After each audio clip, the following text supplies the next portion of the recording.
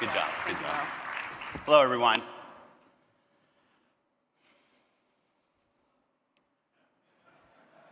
I didn't hear that. Angkor Wat, Machu Picchu, Petra. I've always liked reading about history, especially reading about epic historical places. What grabs my imagination isn't so much people in history, but what people have built together and accomplished together in history.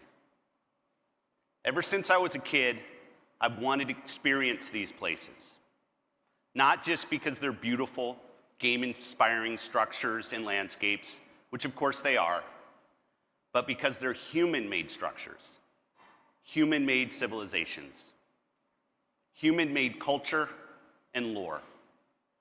In other words, they represent whole worlds. All of them are UNESCO World Heritage Sites. All of them are chosen and protected because they're considered to be of outstanding value to humanity. I'm honored to be here at DICE today to celebrate all the worlds we're building with our teams and our organizations, and to focus on the hundreds of millions of players who experience them every single day. Most of all, it's a privilege to share our thoughts about the world of gaming, the impact of gaming as an industry, and its value to humanity as an art form. So thank you, Megan. Thank you, AIAS. My father was a chemical engineer, and he introduced me to technology. That's him there. He brought home our first computer, the Sinclair ZX81, which was probably best known for that being popular and inexpensive and difficult to type on because of that membrane keyboard. But that computer led me to my journey here today. On that computer, we didn't just play games together, we wrote games together. That's one of the ways I connected with my dad all through my childhood, through these worlds that we co-created together on the Sinclair and playing together in our spare time. Like many of us here, I'd played online games before, MUDs, while I was in college. But in 1997, Ultima Online changed everything for me.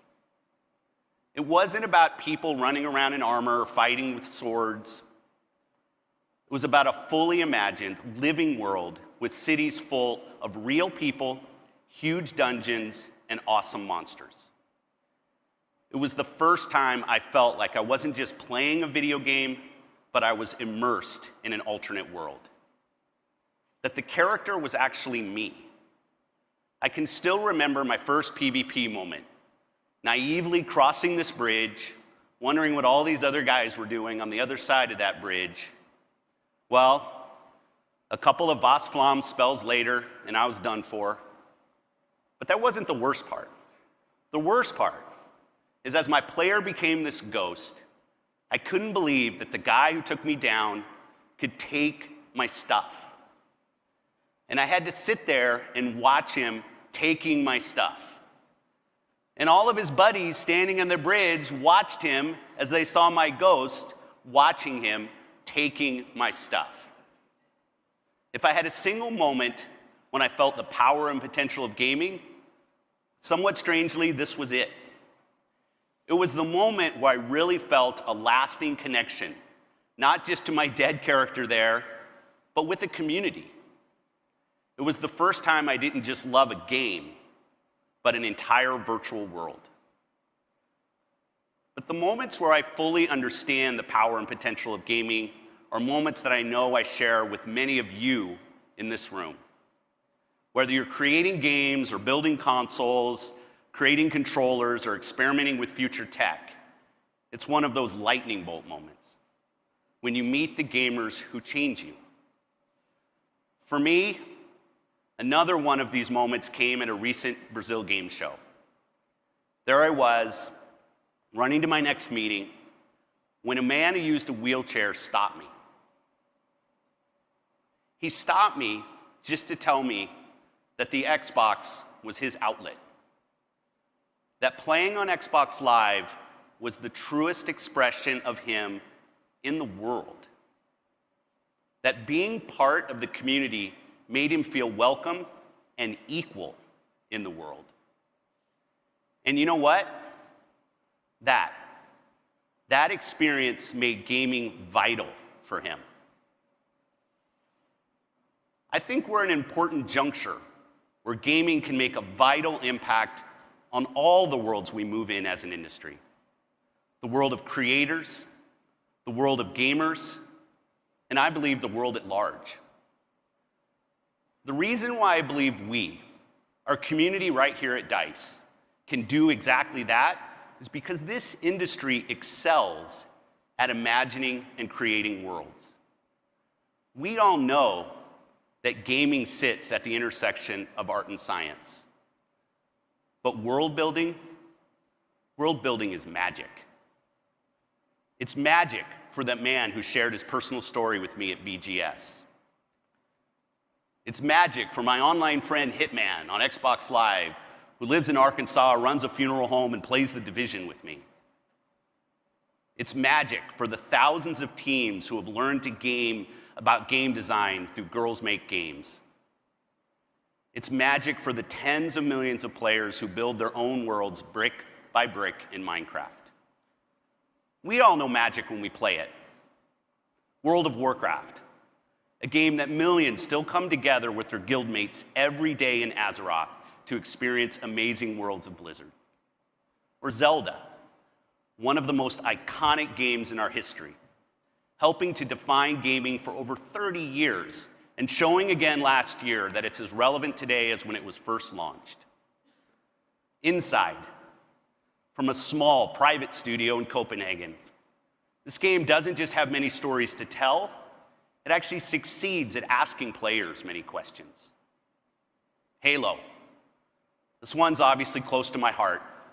The story of John, Master Chief, who saves the world again and again from the onslaught of the Covenant. Uncharted.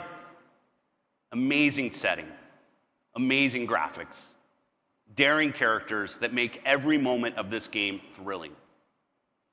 For as long as there have been humans, we've always told stories. Stories to explain phenomena. Why is there thunder? Oh yeah, Zeus is ticked off again. Stories to comfort our children. Stories like Goodnight Moon. Stories as social commentary, like every book by Ursula Le Guin. World building makes our world understandable and makes stories feel real and grounded. To paraphrase writer Chuck Wendig, good world building starts with the story, but epic world building serves the story. It's everything. It's so much more than constructing the landscape and buildings, so much more than concept to final script. It's language, politics, traditions, it's faith, it's laws, it's customs, it's race and ethnicity, it's gender, it's relationships, it's the rules of magic. It is lore. In short, it is everything that makes up a society. World building is the arena we build to tease out meaning in life. And what are we saying about our real world with the worlds we create? It's Candleman asking, will you brave the difficulty and the darkness to bring light to the world? Or Life is Strange asking, what does it mean to be blissfully ignorant versus painfully aware? What Remains of Edith Finch asking, can you escape the cycles of your family history?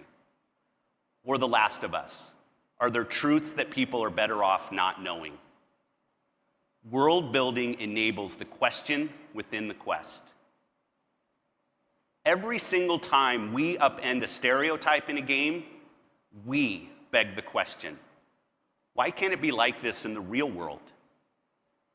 And most of all, world building is the bedrock of awesome gameplay. Can we make the world so visceral and so real that it exerts a gravitational pull that makes it endlessly playable? that it is so layered and so compelling that you can't stop talking about it with everyone. It's so exciting and so unexpected that it glues you to Twitch. World building is some of our best and our finest and most important work. And in order for us to do our best work, we need our work environment to function well. If the core mechanics of our own teams and our own internal cultures are broken, everything stumbles. And then there's the flip side. The flip side is when the core mechanics of your own team work and the team accomplishes great things. This is our aspiration. And we're learning this firsthand right now. Almost exactly 4 years ago, Satya Nadella became just the third CEO of Microsoft's history. We all knew something was different about Satya when he assigned the leadership team to read Nonviolent Communication, Life-Changing Tools for Healthy Relationships. And then he started quoting poetry. But it was obvious that Microsoft needed a reboot. Morale had hit a low. We were all massively frustrated that we kept missing big trends. And in some ways, it felt like real innovation was impossible. And the infighting and fiefdoms were so famous, people made fun of it. Which would have been funny if it hadn't been so true.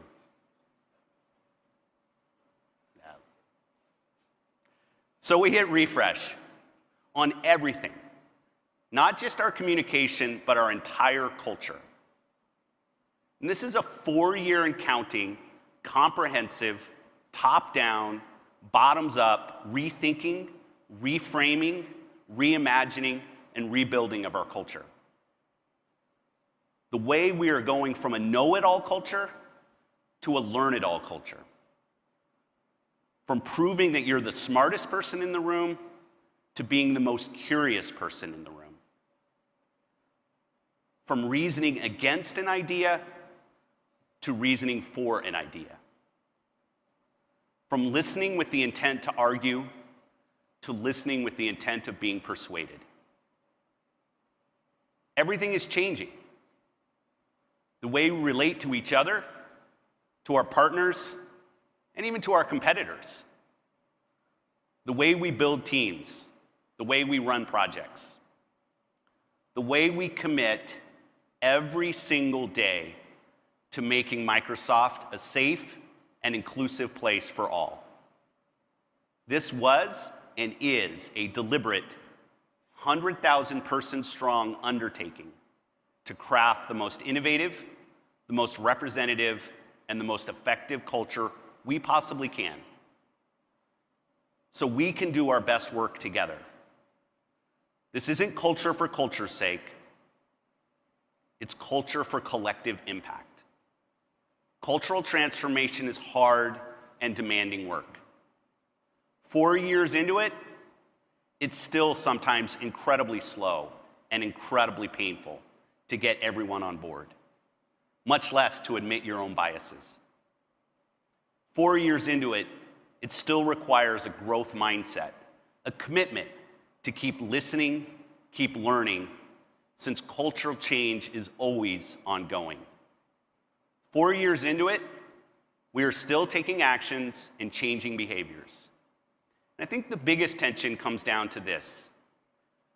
Do we solve this the best we can right now, or work forever for the best solution? Have we figured this out? I think we're learning how to figure this out, since culture change is an ongoing journey where every success, every failure helps us discern the best of who we are. We keep at this cultural transformation because we know it enables our best work.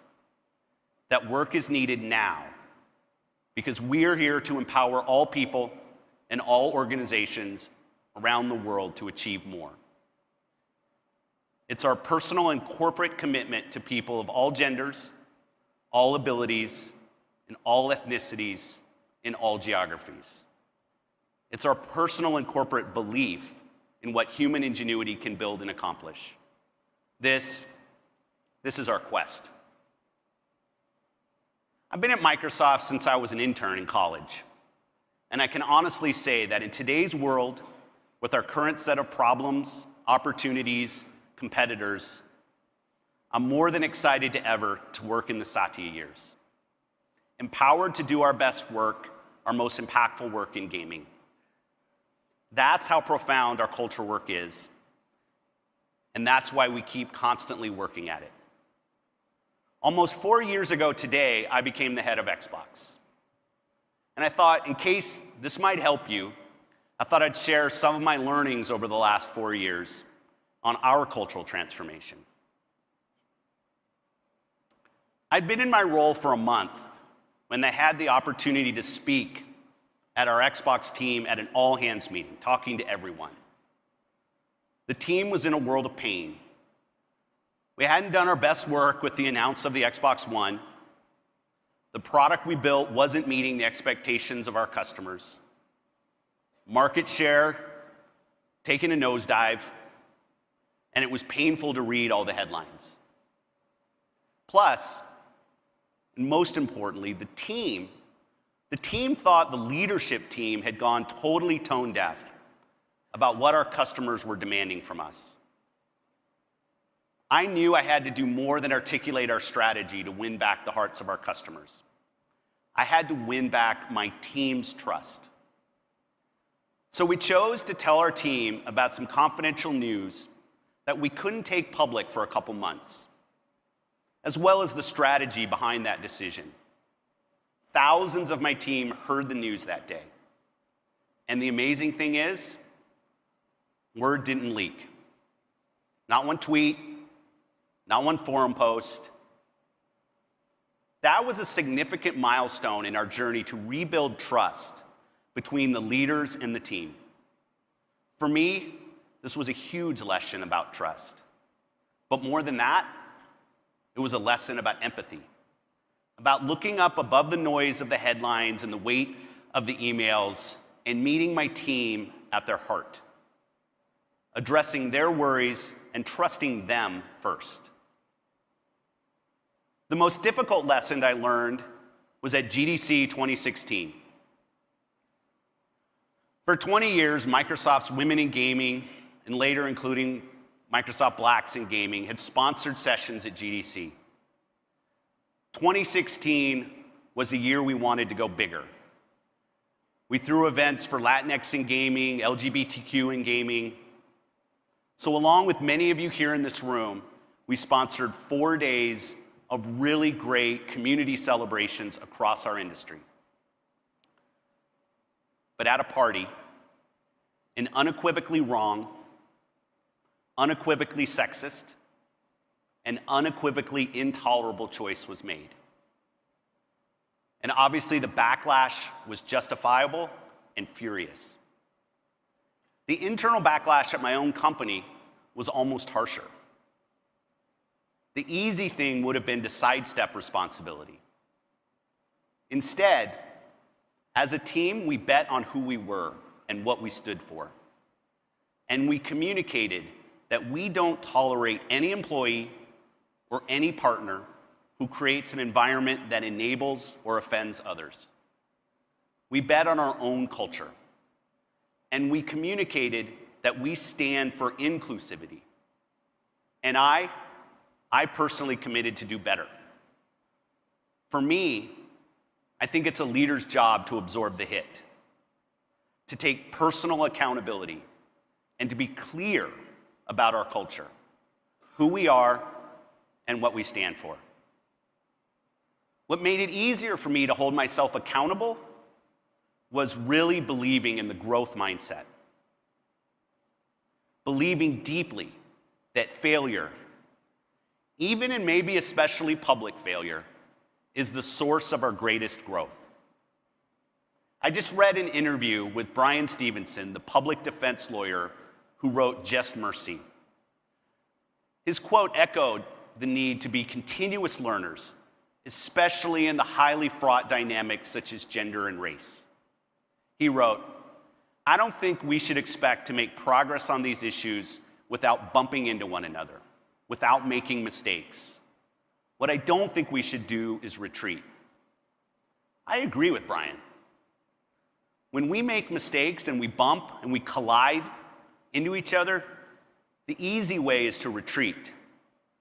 Maybe even deny there's a problem. Instead, I think we have to be humble. I think we have to be active learners. Read, educate ourselves, try to understand other people's journeys, and read some more. And then, better informed, I think we commit to leading with deliberate purpose.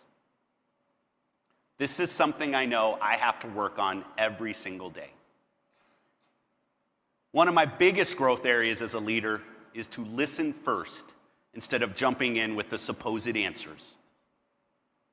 The results are better for the team if I ask questions, because the dialogue becomes more meaningful and participation on problem solving increases as people feel heard and valued. And that's what we can accomplish and build together. This is especially true if I ask the quietest person in the room what they're thinking. Whether it's culture or personality or just not being used to being asked, some people are just quieter. I myself don't have that problem. So when I ask them questions during or after the meeting, I make sure I hear their ideas. Oftentimes, the best insights and solutions come from the quiet ones. I've also taken a lesson from some of my female leaders on my team who'd spotlight each other, so their ideas weren't lost in the discussion. Not heap-eating their ideas, but amplifying what they've said, so others hear their ideas. What's the difference? We give credit. Hey, like what Bonnie said. Again, small communication adjustments, but adjustments like this can help welcome the entire team to build and accomplish together. A real-time lesson that I'm learning right now is leading from 3 key principles. Create clarity, generate energy for the team, and deliver success. As we're pivoting from a device-led to a customer-led world, every time I communicate with the team, I think hard about these leadership principles, and I ask myself, how can I communicate more clearly and more simply so everyone understands the mission? How can I generate the most positive energy for my team so they're as excited about the strategy and opportunities ahead as I am? How can I bring the entire team along so we can deliver success after success together? And most of all, am I building a world where all of us can thrive and achieve more? Just as culture is renewing at Microsoft, I think culture can be the tool that enables us to realize the true power and potential of gaming. The time to get our culture right is right now. There are massive shifts in technology. Customers and entertainment itself can ultimately help us create new games and welcome new gamers. Our reach and impact can be so much greater if we're ready. First, the next wave of the digital revolution is increasingly drawing gamers and creators together across geographies, across play platforms, and across watch platforms. It's not surprising that gaming has always been on the bleeding edge of the digital revolution, what some people have called the democratization of technology. What's exciting to me is how digital tools like Unity and others are becoming democratized, empowering more indie creators to become the next Stardew Valley, Never Alone, or to build the next Ori or Subnautica. Our digital tools are also enabling distributed development so teams can work across regions and across cultures. This is great news for gaming because studies show that exposure to different cultures and values actually encourages flexibility and, most importantly, creativity. And now, consider that the line between creator and customer has never been so thin. Think about it. When Madeleine L'Engle wrote her books, no one really knew how to get in touch with her. Now, creators, meaning everyone in this room, as we're all so painfully aware sometimes, we're one Twitter handle away. Feedback loops are instantaneous. Communities have a direct line to us. Through Discord and other forums, they can tell us exactly what they think about what we've created. And if we think that these technological advances have impacted creators and consumers, just check out the next wave of the digital revolution: AI, mixed reality, cloud computing. I fully expect to see unprecedented creativity and collaboration between studios and gamers. And the second big trend is the increasing scale and accessibility of gaming itself. More people than ever before are going to have access to a broader and more diverse set of games. Just like it was for myself, we know that for many people around the world, gaming is the first entry point into technology. I think this is going to be even more true in the near future because of the ubiquity and access to screens. One estimate sees the number of gamers growing to be over 2 billion people worldwide in 3 years. I think the question we need to ask is this: how do we transform our industry to prepare for this massive growth opportunity? Now consider that new gamers are joining us from places like Brazil, India, throughout Africa. We're going to see increasing opportunity along with increasing responsibility to make gaming for everyone. So the second question we need to ask is this: how do we transform our culture to prepare for new gamers from different cultures, different backgrounds, and different worldviews? And third, the blurring of the line between gaming and entertainment continues. 2017 was the year where entertainment didn't just blast open cultural change with Me Too, it marshaled in the power of the medium to shift the narratives around identity. Art, literature, movies, music, even street art has always played an instrumental role in creating empathy, changing perceptions, and shaping worldviews. Gaming as an art form has done this too, such as Life is Strange, where relationships weren't saddled with preconceived notions. Or Minecraft, where a study showed that it actually built empathy as students learned firsthand how their decisions and their interactions affected each other's responses. And then take reading. Recent studies show reading Harry Potter can actually improve kids' attitudes towards marginalized groups. After readers see Harry and Hermione face discrimination, they themselves become less prejudiced towards minority groups in their own lives. I bet in a few years we'll be talking about the Coco effect. Coco was the first all-Latinx Pixar movie.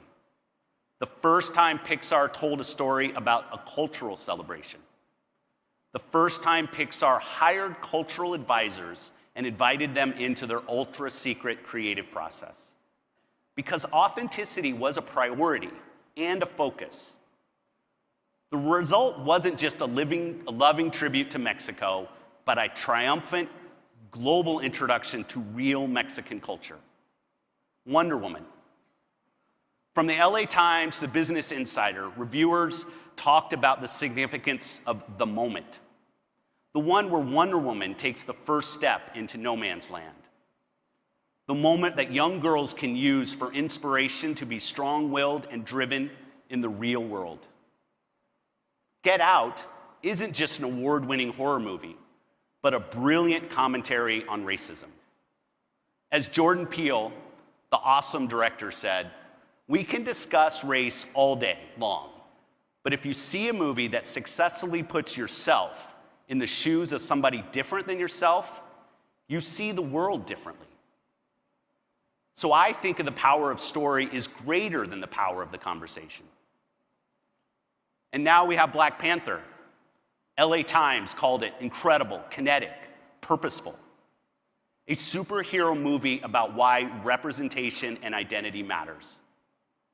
These movies advanced a new and arguably more accurate way of seeing and relating to people in our real world. They showed that representation matters, not just for the community they represent, but for the world at large. To the question, what kind of world are you building? These movies answered loudly, a world where all of us can be the hero. And these commercially and critically successful films won hearts, minds, and yes, box offices. Representation isn't just good common sense, it's good business sense. And with all these new tools empowering new creators, and with the increasing reach to new gamers around the globe, I think we, as an industry, are at our own crossroads. The question within our quest is this: has gaming reached its full potential and power to reflect and shape the world for all of us? We've spent a lot of time thinking about this and thinking about what we know is true about gaming's real potential. We believe gaming has the unique ability to bring people together. We believe gaming has the unique capability for the community to create a story together. And we believe everyone can be equal in the world of gaming. Where books and movies are all predestined storylines that are guided and guardrailed by authors and directors, gaming is the only art form where it's your journey, your decisions, your actions, and your consequences. It's the only art form where you walk in someone else's shoes and you see the world through their eyes. It's the only art form where you are on equal footing regardless of age, education, socioeconomics, race, religion, politics, gender, orientation, ethnicity, nationality, or ability. This is why gaming can be one of the great equalizers and great unifiers for society. Together, we can make gaming a reflection of the world we don't just want to see, but we can change it into the world we want it to be. There's a reason why games have always brought people together. From the first Olympic Games back in the 8th century BC to today, where we're seeing North Korean and South Korean hockey players playing together on the same team. There's a reason why people use online gaming as a way to escape the real world when they're coping with social identity issues. And there's a reason why games like Halo, World of Warcraft, Super Mario are incredibly popular wishes granted by Make-A-Wish. It's because these are worlds where kids who are too ill to go to school can play with their friends, not just like normal, but like equals. Here's the thing. The pen might be mightier than the sword, but today, I believe the pixel is mightier than the pen. We as an industry excel at world building. It's what we do. Just read Blood, Sweat, and Pixels. I read it as a love letter, kind of like tough love, to our industry and our undaunted courage, your resilience to grind it out to get the world right and the gameplay brilliant. And you know what? I think it really is pretty amazing that any game is made. When player feedback is loud and the gameplay is boring or the world is derivative, we suck it up. We don't make excuses. We listen, we learn, we fix it, we ship it, and we do it again. If we are intent on having gaming realize its full power and potential as a social force to equalize and unify, then we're going to have to call on the same resolve and the same growth mindset, the same leadership and the same accountability. If we want gaming to truly impact society, then we have to rethink and refresh not one, but two entire cultures. First, our world of creators, the culture of our own teams, and our own companies and our industry.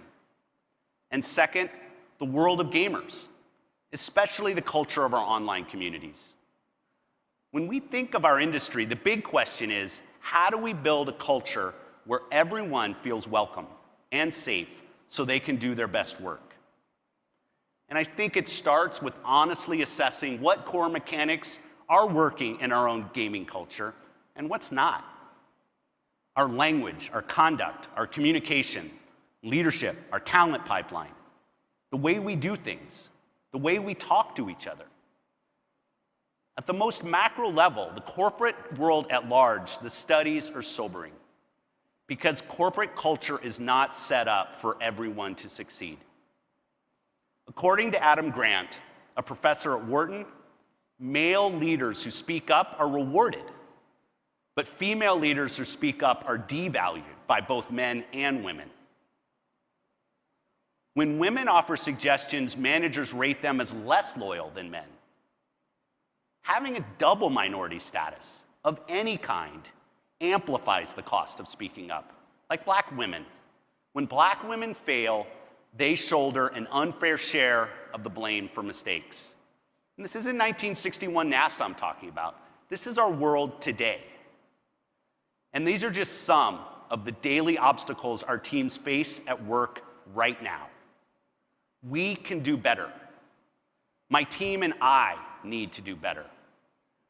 We as an industry must commit to doing better and eradicating this piece of our culture. And we've got to figure it out because study after study after study shows that teams with the most representation are the most creative, the most innovative, and the most undaunted by big problems. In other words, we do our best work when people on our own teams can expand each other's worldviews. In Minecraft, Steve used to be described as an architect, a designer, or a geologist. Alex, well, she liked to build and explore. One of our Minecraft leaders, Lydia Winters, pointed out the subtle but powerful gender distinction. So we decided no, Steve is not the warrior and Alex the interior decorator. That no, Alex would not stand behind Steve on the box art. And incidentally, no, it's not a woman's job to think about gendered language. These deliberate fixes made Minecraft more gender equal. And they signal to our players and to our teams to think of them as equal. Since representation can enable teams to build richer experiences, then team composition really matters. This is an area I'm personally invested in this year. How do we recruit? How do we retain? How do we develop? How do we pick our high potentials? And who do we pick? How do we track external hires and who do we track? I know we all maintain a hire list. Take a look at your list. Are they all the same type of people? Data shows that we can be as aggressive as we want to be with recruiting diverse candidates, but if the work environment in our own teams isn't welcoming, they'll leave.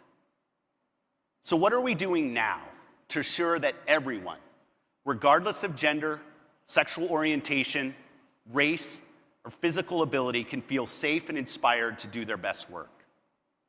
Brotopia, a new book by Emily Chang, has a list of practical solutions. You should read it. Like scrubbing job postings that use male-biased terms like rock star and ninja. Research shows that those type of job descriptions signal your work culture and get fewer applications overall, and of course, fewer from women. And of course, there are big systemic issues at play here. How do we build the talent pipeline beyond the pool of available talent today and welcome many people into an industry where everyone wants to work? Even as we work towards these long-term talent solutions, there are questions that we need to ask and answer now. The same as other forms of entertainment. Hollywood is being asked, why not John Cho? Publishing is being asked, why not own voices? It's our turn to ask ourselves, why not all of us? What's amazing is that all of us here today get to create worlds for gamers as a living. 99% of the time, my job is great, until it isn't. And that's usually when I hear about an experience on our platform that's just disturbing. Like when a player tells us, I don't want anyone to know I was black. Once they found out, it was on. They'd call me the worst old school names.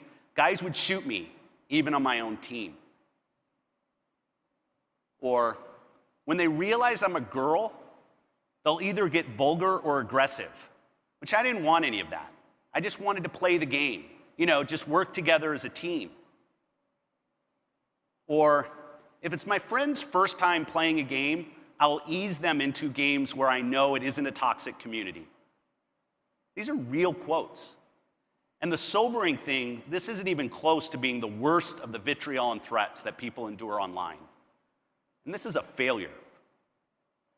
The sad truth is that people today who are harassed online, they start avoiding our gaming.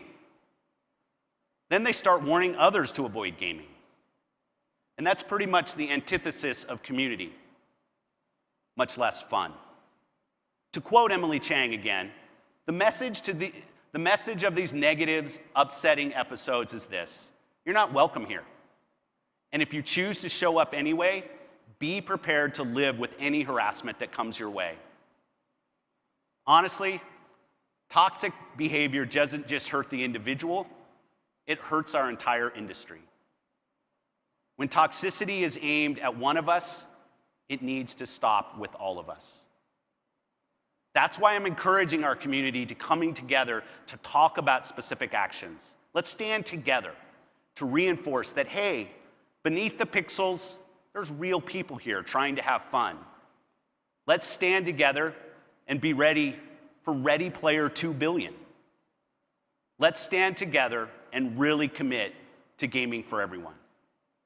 If you haven't already looked at the work that Riot did or what Jeff Kaplan is doing over at Blizzard to address the toxic plague, definitely do. The early results of some of Blizzard's work are really promising.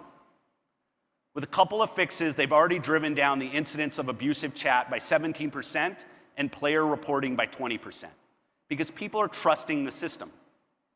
And let's commit to absolutely including gamers with disabilities, not just giving them access, but keeping it fun for them too. When we truly design for all, we help make the world equal for all. My favorite passage in Schreier's book is about Diablo 3. It proved a point that would influence numerous game developers to come. Every game can be fixed. Well, every world can be fixed too. I think we're in a game-changing moment.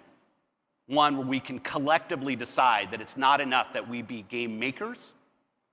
One where we can conclusively decide that no matter how hard it is, no matter how uncharted the territory, we are world makers.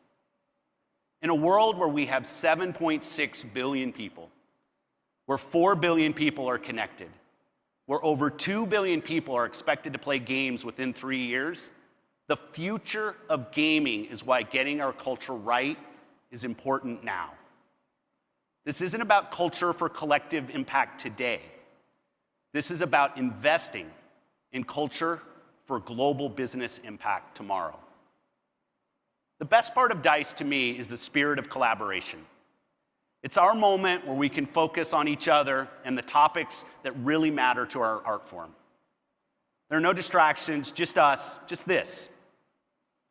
Let's figure out how to work together, how we want to lead on this. I'm asking each of you, what world do you want to build? I want to know, what world could we build together if we could expand our team composition? What world could we build if we created a more effective culture for everyone working in it? And what world could we build if we made all gamers feel welcome? For me, regardless of the strategies or the specifics, I know what kind of world we can make. A world that elevates gaming way beyond epic lands and legendary characters. A world that elevates the impact and reach of gaming. A world that changes the way people see and relate to each other as equals. A world that unifies and leaves lasting value because we dared to create for all of us. Thanks. Thank you, Bill. Thank you so much.